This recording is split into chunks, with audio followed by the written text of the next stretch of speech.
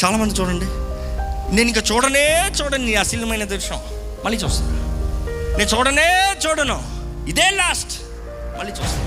ఎలాగుంది జీవితాలు, ఎలాగుండే పాపపు హృదయం, తెలీదా తప్పు అని తెలుసు, మరి ఏంటి?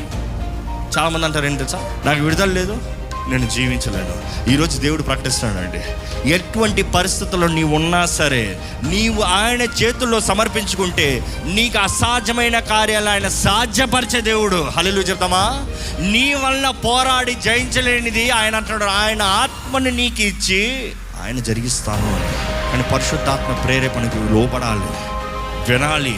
శరీరాశ, నేత్రాశ, జీవపు డంబం, ఈ మూడు పోరాడాలి.